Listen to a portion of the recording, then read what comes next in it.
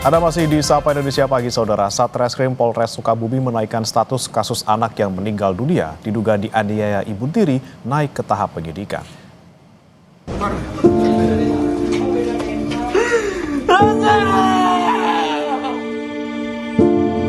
Tangis haru Anwar Satibi pecah mengetahui anaknya meninggal di rumah sakit setelah menjalani perawatan luka bakar di tubuhnya.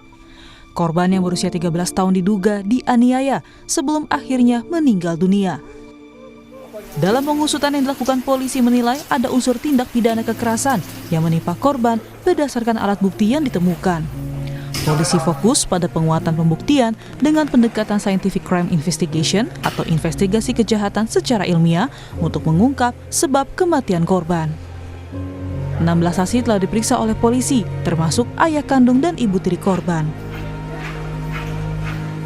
Dengan perkara kematian daripada anak NS, kita maraton selama 24 jam melakukan penyelidikan dan perkara sudah kita naikkan pada tingkat penyidikan karena kita sudah menemukan beberapa alat bukti yang tentunya bisa kita yakini ini ada peristiwa pidana, yaitu pidana dugaan kekerasan baik fisik ataupun psikis terhadap korban anak, yakni saudara NS.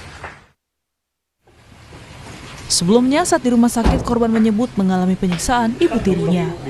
Anwar Satibi pun meminta otopsi terhadap anaknya untuk mengetahui penyebab utama kematian. Saya kaget melihat kondisi anak saya yang kulitnya pada melepuh. Saya tanya, "Mah, kenapa ini kulitnya siranya seperti ini?" Gitu. Dia jawab, "Ini kan sakit panas ya, jadi pada melepuh."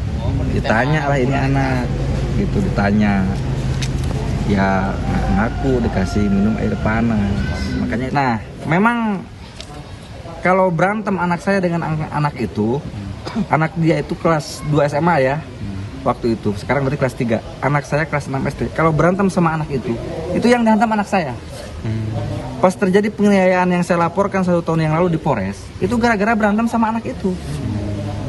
Jadi ini sudah pernah terjadi, cuman dimediasi sama Pak Haji Isen. Dia sujud ke saya, jangan lapor, Mama mau tobat. Dorong ingin sekali saya melakukan otopsi, karena saya ingin tahu intinya seperti itu. Ingin memastikan. Saya nggak bisa nuduh-nuduh sembarangan, nggak bisa, nanti kenanya fitnah.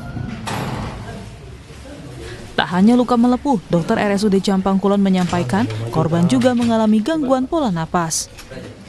Justru kami menemukan kegawat daruratannya adalah gangguan di pola napas. Tetapi apakah gangguan pola napas ini disebabkan oleh luka-luka yang dialami pasien, tidak bisa langsung kita simpulkan. Jadi mungkin ada kondisi penyakit lain yang bisa menyebabkan kondisi napas pasien mengalami pola napas yang tidak adekuat atau tidak baik seperti itu. Jadi tindakan yang kami lakukan adalah penanganan untuk memberikan jalan napas yang terbaik. Jadi apakah ini suatu kondisi akibat meminum air panas belum bisa kita pastikan.